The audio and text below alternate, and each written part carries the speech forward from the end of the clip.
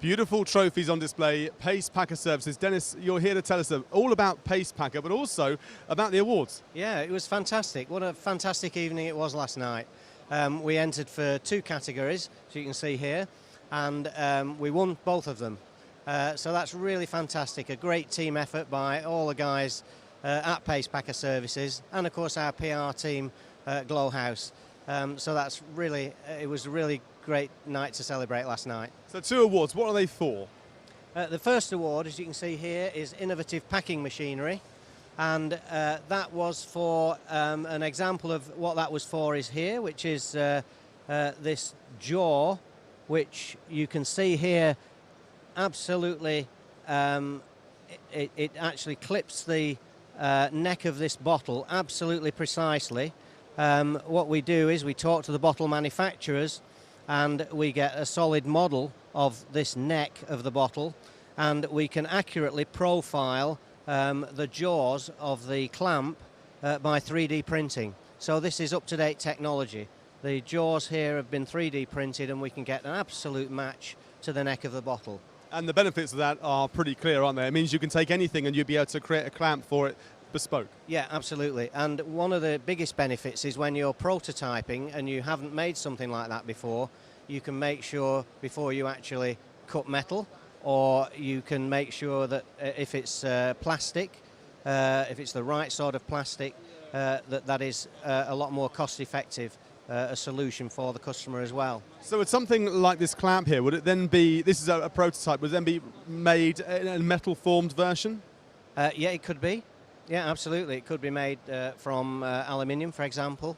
But the difference between profiling in the plastics is that you're actually building a product up from scratch, whereas with the traditional way of cutting metal, you're actually starting with a block and removing product. So either way, if it requires metal for longevity or any other reason, that can be cut from the solid model that we've. And so 3D printing, is that something that's really helped your company with innovation? Oh, absolutely. Yeah, absolutely it has. And I think it gives our customers confidence that we can do it. You know, so we can absolutely make sure when we're picking up from any kind of bottle neck or bottle handle, there is an absolute precise match to that handle. So yeah, it absolutely helps. Yeah. Now there's a second trophy there. That's the ancillary equipment trophy. I'm having a look at the beautiful little trophy too.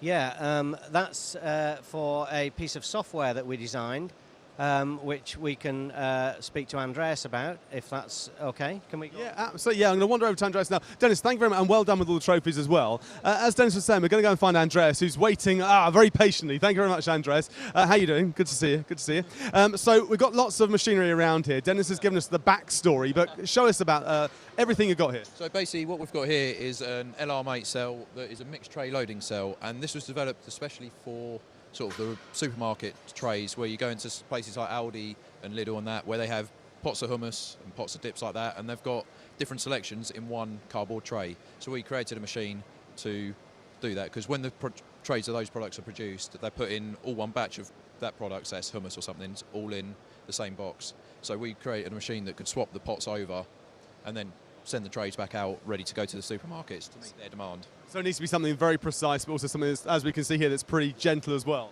Yes, it does, yeah. Yeah, well, like you say, you don't want to damage the product before it goes to the shelf. You don't want to be, you know, they come in a cardboard sleeve, you don't want to rip the cardboard sleeve off or something. And you need to be accurate with it, because if you're not accurate loading them into the case, you're not going to get all the pots back into the case afterwards. So, yeah, so it's got to be something which has implications when stacking as well. So along here we've got slightly different, got bags going on here. I'm just having a look. Over here we've got a sack placer. So this machine will place a bag on a clamp which is round the corner over there, if we want to. Yeah, let's have a wander around it. So this is a conveyor belt that takes the bag in. There's a gripper in here that will pick the bag up and then put it onto these chain slats that will then send it forward over there, that will then open the mouth of the bag and swing it up onto the clamp. Which is happening somewhere inside the machine just there. Yeah, so this is with the clamp here, and that's where the bag mouth's being opened, and it will then be filled with product that comes through, drops it down, and then this this bit here will take the bag through and stitch it shut. Oh, I see. So it goes the stitch shut. So when it comes out this end here, you've got the full products bagged up, ready to go. Ready to go, yeah. Fantastic. Customer. So then we move on to what next machine here? So over here is a full case erecting, case loading, case closing, and palletising line. So we work in partnership with End of Line Machinery, sort of as a group together.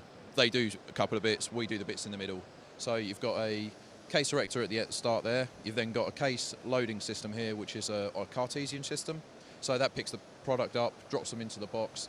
The boxes are then sent out into the case taper, and the case taper sends it through into the robot cell, and then you've got the robot palletizer palletising the boxes. So essentially this one's taking the product that's going to be sold on the shelf and then boxing up individually into packs of more than one, sending it along the conveyor belt over to this amazing contraption behind us, which is now loading them onto pallets. Yes, basically, so the product's loaded into the boxes, so the boxes can then be taken to a supermarket on pallets. They get to the supermarkets, they rip the boxes open, put the product on the shelf. So you've got all bases covered. All bases covered, hopefully. Yes. Thank you very much. It's fascinating. I could chat to you for ages, but thank you very much there to Andres. And do check out the Pacepacker services. Why not? They've won awards too.